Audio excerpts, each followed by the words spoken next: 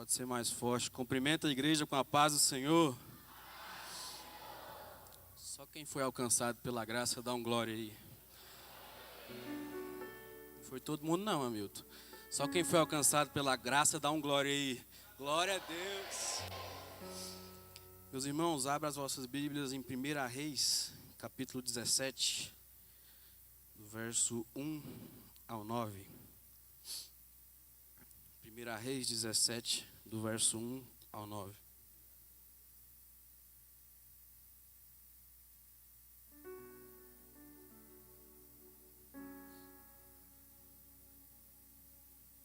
Então Elias, o tisbita, dos moradores de Gileade, disse a Acabe: vive o Senhor Deus de Israel, perante cuja face estou, que nestes anos nem orvalho, nem chuva haverá, senão segundo a minha palavra.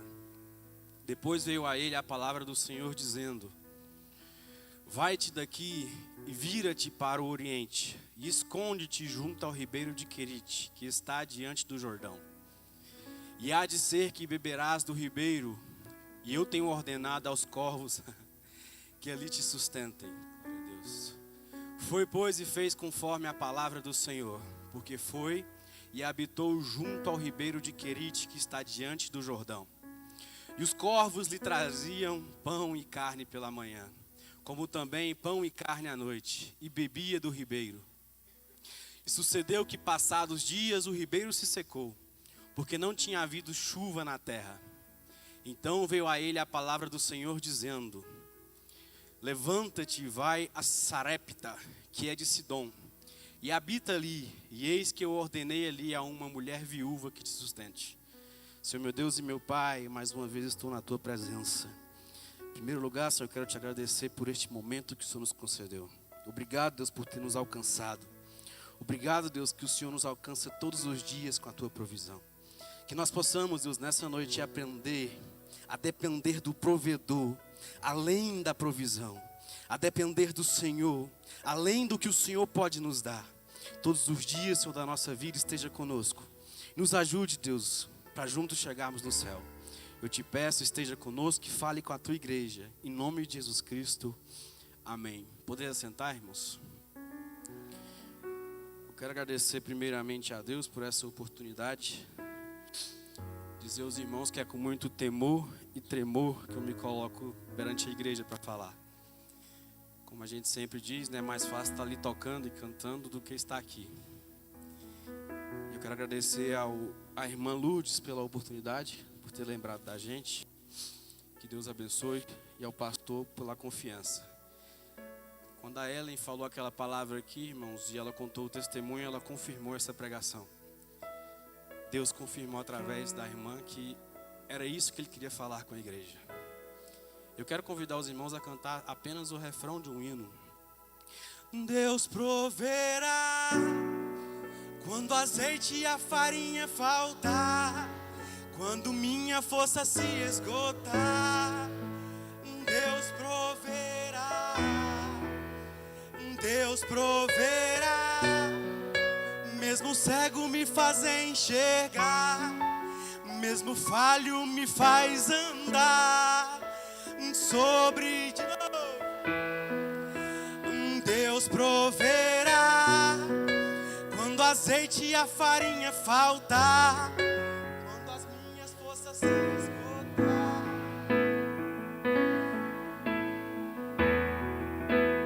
Deus proverá, mesmo cego me faz enxergar, mesmo falho me faz andar sobre as águas.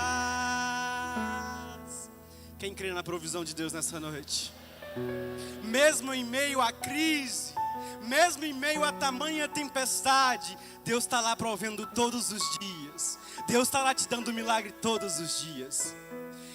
Eu creio que todo mundo que está aqui passou pelo ano de 2020, né?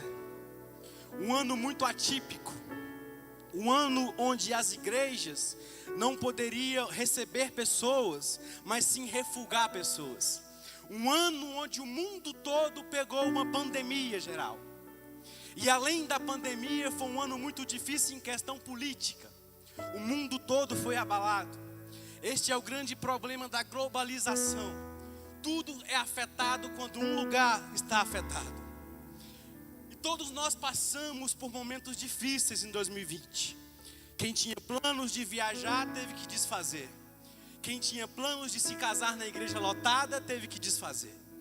Tudo foi mudado no ano de 2020. A palavra da época era crise, crise, crise. Você ligava a televisão, crise. Você saía na rua, crise. A gente nunca se viu o que nós passamos em 2020. Tudo fechado, nada estava aberto. E assim os dias de hoje também tem muita crise. Guerra na Rússia, crise. O Covid ainda não acabou, continua lá. E eu quero então te lembrar uma coisa. No tempo de Elias não era diferente do tempo qual nós passamos em 2020. Eu quero te situar no tempo de Elias, que também estava passando por uma grande crise. Todos nós sabemos que quando acabou o governo teocrático, o governo dos juízes, Deus então implantou a monarquia no teu povo de Israel. A monarquia do povo de Israel durou 3 reis, que durou 120 anos. Cada um passou 40 anos no reinado. Foram eles Saul, Davi e Salomão. A Bíblia vai nos dizer que no tempo de Salomão, o governo era muito rico, era um governo muito luxuoso, um governo muito próspero. E todos nós sabemos, quando o governo é muito luxuoso, é porque está sendo apertado no povo, é porque os impostos estão sendo cobrados no povo. E este governo muito luxuoso, quando Salomão morre, então Jeroboão vai assumir, Jeroboão primeiro. E o povo chega em Jeroboão e fala: Jeroboão, tira um pouquinho a carga, tira um pouquinho os impostos. A gente não aguenta mais trabalhar na meia para o governo. A gente trabalha, 50% é nosso, 50% é do governo. Nós não aguentamos mais isso. Jeroboão então, pastor Raí, chega nos jovens e perguntam: o que vocês acham? Os jovens dizem: não, continue assim, o governo está rico, aperta mais um pouquinho, tira mais um pouquinho dos impostos. Jeroboão primeiro então vai até os mais velhos, os anciãos, e pede conselho. Os anciãos então falam: não, tire um pouquinho os impostos, está muito pesado. E então Jeroboão resolve ouvir os conselhos dos mancebos. E ele então começa a instaurar a crise naquele reinado. Aí então é dividido o reino do norte com as 10 tribos e o reino do sul com as 2 tribos. Neste período que Jeroboão reina, o povo não aguenta mais tantos impostos sendo cobrados e a crise está já instalada. Jeroboão não era bobo, ele era muito esperto, então ele tira o povo de ir para Jerusalém para cultuar a Deus. Ele tira o templo de Jerusalém.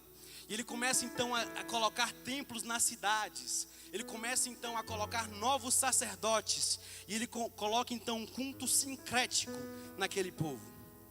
E esse reinado de Jeroboão e os outros reinos foram 8 dinastias, ou seja, 8 famílias diferentes. E foram 19 reis. E durou 209 anos, ou seja, 209 anos só piorando a crise. Foram estes reis, todos eles, a Bíblia vai nos dizer que eles não eram segundo a palavra do Senhor. Que todos estes reis faziam o que era ao contrário o que Deus queria. Então a religião começou a servir a política. E a gente vê na história que toda vez que a religião começa a servir a política, ela é desestabilizada. E um governo onde não tinha uma religião concreta, era um governo onde estava tudo desestabilizado. Jeroboão então morre, ele reinou 22 anos. E o seu filho Nadab começa a reinar. Ele reina 2 anos e ele é assassinado. E por incrível que pareça, quem assume o reinado é quem o assassinou. Imagina só, irmãos, o tamanho dessa crise. Baasa assume o trono e reina por 24 anos. Seu filho Elá assume o trono e reina por 2 anos. E também como Nadab foi morto, ele também foi assassinado. Zinri, que mata o rei, assume o trono, assume o reino. E o povo, não aguentando mais, cerca o palácio e diz: só saímos daqui quando ele sair, quando ele for destituído. Então ele não aguenta a pressão, Zimri não aguenta a pressão e suicida. Sendo assim, Omri assume o reinado e faz como Samaria a capital de Israel. Ele é conhecido, irmãos, como o pior rei de Israel até então. Mas o seu filho Acabe, quando ele morre, assume o trono. Então ele pega esse título de pior rei de Israel. Você vai entender daqui a pouquinho. Acabe então, o seu filho, quando assume o trono, ele faz a pior coisa da vida dele, pega Jezabel como sua esposa. Jezabel era feiticeira, Jezabel era assassina e pior de tudo, Jezabel era mandona. Ou seja, Acabe fazia o que Jezabel mandava ele fazer. Acabe era apenas um boneco na mão de Jezabel.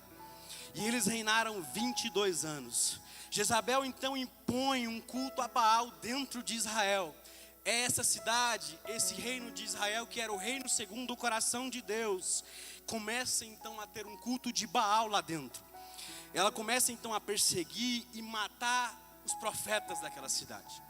Neste momento, Deus levanta um homem chamado Elias. Neste cenário difícil, neste cenário de crise política, nesta crise econômica, nesta crise religiosa, institucional, uma crise principalmente moral, Deus levanta um homem. Deus não levanta um partido político. Deus não levanta uma denominação religiosa, não. Deus levanta um homem. Quem quer este homem? Coloca no versículo 1 aí, meu filho. Elias, o tisbita. Tisbita é o que? A família dele? Não. Tisbita era a cidade dele. Era tão pequenininha que se você procurar no mapa não acha geograficamente. Deus levanta um homem que não era de família de profeta, que não era de família de sacerdote. Entenda uma coisa, para Deus fazer algo muito importante, Deus não depende de estrela para fazer. Deus não depende que você seja uma estrela para fazer. O grande problema da minha geração é que a minha geração está colocando estrelas no púlpito. É chamado somente quem tem milhões de seguidores. Mas Deus levanta um homem que era desconhecido. Ele era desconhecido, ninguém sabia quem era Elias. Mas Deus não depende, igual o pastor falou hoje de manhã. Deus depende de uma coisa: comunhão com Ele. Ninguém sabia quem era Elias, mas Deus sabia quem era Elias. Deus sabia quem que era Elias. E a primeira coisa que esse homem faz, levanta perante o rei Acabe, é aquele mesmo que persegue os profetas, e levanta para ele e diz: vive o Senhor Deus de Israel, perante a cuja face eu estou, que nestes anos nem orvalho, nem chuva haverá, senão segundo a minha palavra. Antes de levantar perante o rei, Elias ajoelhou perante o Rei dos Reis. Olha para cá, a estrela que brilha, onde a estrela brilha, o sol não brilha. Ninguém entendeu. Onde a estrela está brilhando, o sol não vai brilhar. Mas onde o sol da justiça brilha, onde o sol da justiça brilha, estrela não vai brilhar. Elias se levanta perante Acabe, porque ele esteve de joelhos perante Deus.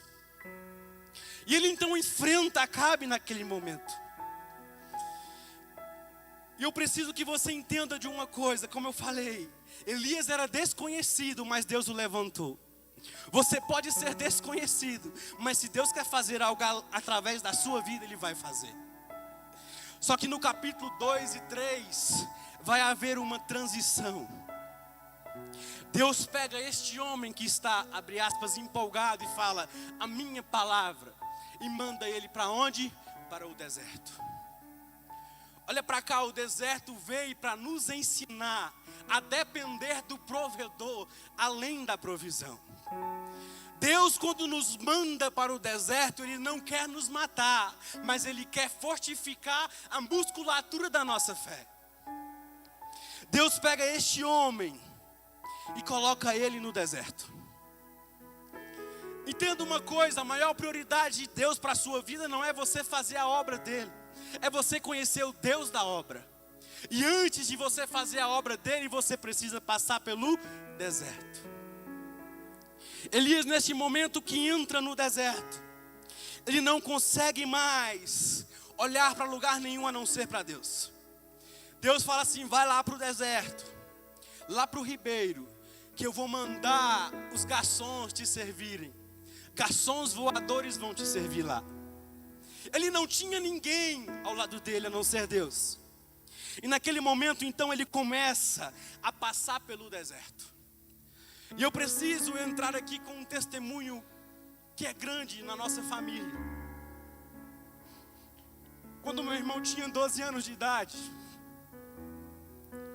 ele foi acometido com uma doença chamada megaesôfago. Nossa família, na época, não tinha condições financeiras muito boas. Nós tínhamos um Uno azul 98, 99, que nós até falamos que este Uno sabia o caminho certinho do Hospital das Clínicas.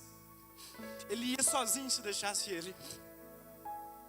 Meu pai e minha mãe saíam direto com meu irmão para o hospital. Faziam um procedimento chamado dilatação do esôfago. Colocava um balão, enchia esse balão no esôfago e voltava. Começou a fazer de um mês em mês, de mês em mês. E foi piorando a situação. O esôfago do meu irmão era da grossura de um dedo mindinho. Ele não conseguia comer. A comida não descia. Esse procedimento, que era de mês em mês, começou a ser de 15 em 15 dias. Começou a ser de semana em semanas. Começou a ser de 3 em 3 dias, para ver se meu irmão comia. Meu irmão perdendo peso. Chegou a pesar 45 quilos. Meu pai está aqui para provar, ele todos os dias, ele acordava de noite, para ver se meu irmão havia morrido. Nós não sabíamos o que fazer, a não ser pedir para Deus fazer. Nós não tínhamos condições financeiras para poder pagar a cirurgia do meu irmão. Mas o pastor estava fazendo a obra. Nossa família estava fazendo a obra, sim. Mas Deus queria além. Deus queria que nós conhecêssemos além. Deus queria nos levar a conhecer o Deus da obra, além da obra de Deus. Meu irmão então começou a fazer esse procedimento de 3 em 3 dias. Durou 3 anos essa doença. Com 15 anos, um médico assumiu o caso dele e falou: eu vou fazer a cirurgia nele. A cirurgia do meu irmão era para abrir 36 centímetros na barriga. Era para fazer um corte muito grande e profundo. Mas Deus não deixou. Para a honra e glória do Senhor Jesus, esse médico virou para o meu pai e falou: eu vou fazer a cirurgia dele a laser, dos meus materiais. Do meu consultório eu vou fazer. A cirurgia, irmãos, era em torno de 120 mil reais. Uma família que andava com um Uninho 98 tinha condição de pagar a cirurgia de 120 mil? Não. Mas Deus fez. Ele fez essa cirurgia e para a honra e glória do Senhor Jesus ele foi curado. Deus proveu na nossa vida. Deus nos fez entender além. Deus nos fez ir além, a conhecer o Deus da provisão, ao conhecer o provedor. E para não bastasse, irmãos, o médico que assumiu esse caso do meu irmão, para a honra e glória do Senhor Jesus, ele era recém-formado. Foi uma das primeiras cirurgias dele. E pouco tempo depois que meu pai voltou, esse homem tinha saído. De baixo ele estava sendo o chefe geral das cirurgias do Hospital das Clínicas. Deus também proveu na vida dele, assim como ele proveu na nossa vida. Elias então foi mandado para o deserto. E pouco tempo depois, então, aquele ribeiro começa a se secar. Então Deus olha para ele e fala assim: você passou pela fase 1, Elias. Agora você vai para o próximo nível. Como está na moda, né? O nível hard, vamos dizer assim. E Deus, irmãos, Ele tem um senso de humor muito aguçado, vamos dizer assim. Deus pega ele e fala, vai lá para Serepta. Ou seja, você vai sair do ribeiro e você vai ser jogado na fornalha. Se você for procurar a tradução da palavra Serepta, é fornalha. O nível agora subiu mais um pouquinho, vai ser mais difícil.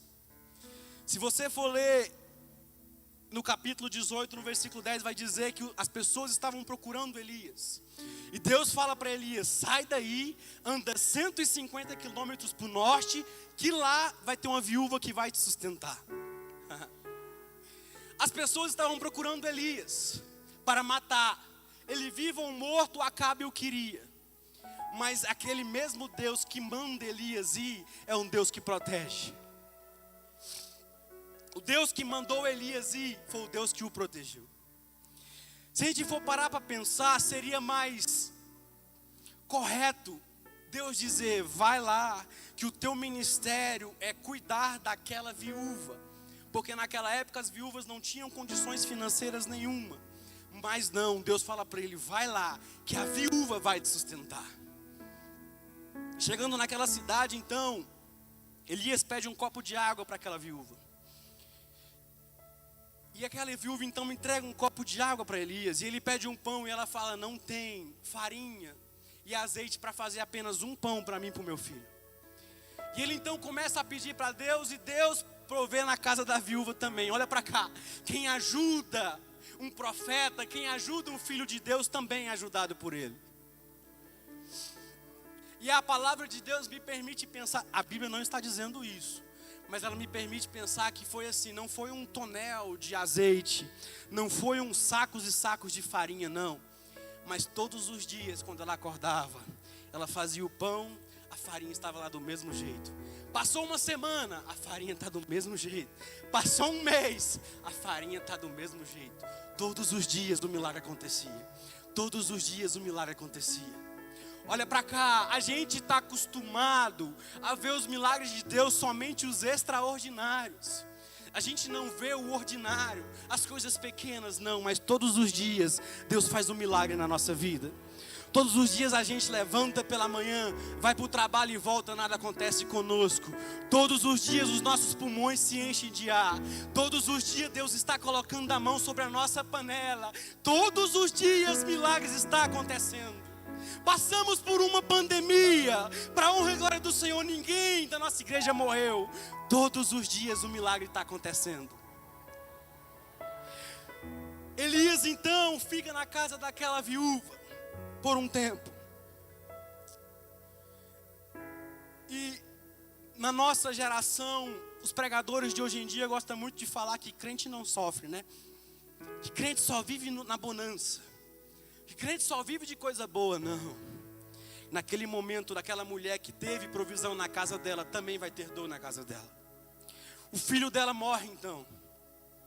E aquela mulher, ao invés de pedir o profeta para fazer a oração, ela chega no profeta e fala, por sua culpa meu filho morreu. Ela começa a culpar então Elias pela morte do seu filho. E o que me chama a atenção, pastor Raí, é que Elias não retruca. Fica caladinho. Ele só fala uma coisa, me dê o seu filho, coloque no quarto que eu vou lá. Ele não quer se defender, olha para cá. Homem de Deus não precisa ficar se defendendo em meio de púlpito. Homem de Deus não precisa estar aqui se mostrando defesa, não. Homem de Deus sabe que quem o defende é Deus. Ele fica calado perante aquela situação. Mas quando ele entra para dentro do quarto, ali ele se derrama na presença do Senhor. Ele fecha a porta, ali ele vai falar com o Senhor. Ali ele sabe que a sua resposta vai vir. E não, ele não responde. Sabe quem que responde? Deus responde por ele. Aquele menino então é ressuscitado. Se você for ver na Bíblia, foi a primeira vez que alguém ressuscita. Foi um milagre que Deus fez através da vida de Elias. Mas eu acho interessante que Elias não se levanta, não se ensoberbece. Imagina se fosse na geração de hoje. O primeiro milagre a ser feito através de uma pessoa. Ia tirar foto, postar em rede social falando, Deus fez através da minha vida. Mas não, Elias se manteve quieto. E o que eu acho mais interessante ainda é que aquela mesma mulher que o julga, que fala que por ele o filho dela morreu, no versículo 24 ela vai dizer: agora sei que tu és um homem de Deus e que a palavra do Senhor vinda da tua boca é a verdade. Olha para cá, quem justifica é Deus, quem nos justifica é Deus. Elias precisava passar por este deserto, precisava ser sustentado por corvos, precisava ser sustentado por uma viúva, precisava ser acusado por aquela viúva, porque o deserto de Elias tinha que durar 3 anos e meio. Quando Deus está no moinho dele, o moinho manual de Deus é doloroso, é difícil, mas entenda uma coisa: no final da vida, no final da caminhada, aquela mulher virou para ele e disse: agora eu sei que tu és homem de Deus. Entenda uma coisa: o nosso deserto vai passar, e no final as pessoas vão dizer: tu és um homem de Deus, porque nós sabemos que Ele vai nos justificar, nós sabemos que Ele é o nosso provedor. E Elias então abaixa a cabeça, sabe por quê? Porque ele entende que tudo é dele, tudo é através dele e tudo é por meio dele. Nada é por meio de Elias, tudo é por meio de Deus na vida de Elias. E eu não quero falar sobre o Monte Carmelo, porque eu acho que a igreja toda sabe, mas eu quero falar o final da vida de Elias. A Bíblia vai nos dizer que Elias está andando com Eliseu. E Eliseu então está pedindo porção dobrada de Elias. Está pedindo porção dobrada. Elias e Eliseu eram aqueles mesmos que passaram no meio do rio Jordão em seco. E a Bíblia vai nos dizer que andando os dois, Elias é transladado. E fica Eliseu com a capa de Elias. E Eliseu então começa a questionar a Deus, falando sobre o Deus de Elias. O Deus de Elias. Eu quero o Deus de Elias. Ele pensa que o Deus de Elias foi com Elias, mas não. Deus fala para Eliseu: joga a capa no rio. E quando ele joga a capa no rio, o mesmo Deus de Elias abre o rio outra vez. Sabe o que ele está nos dizendo? Que o Deus de Elias não ficou lá atrás.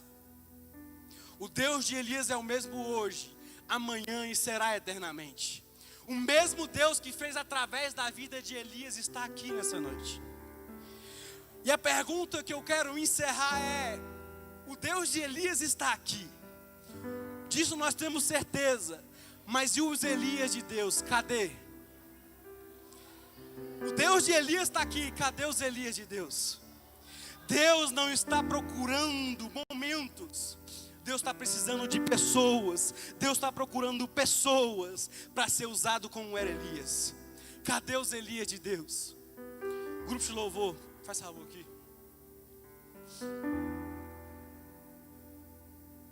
Cadê os Elias de Deus? Elias passou por tudo e entendeu o provedor. Entendeu que maior era o provedor do que a provisão. Vamos colocar de pé e terminar cantando este hino juntos.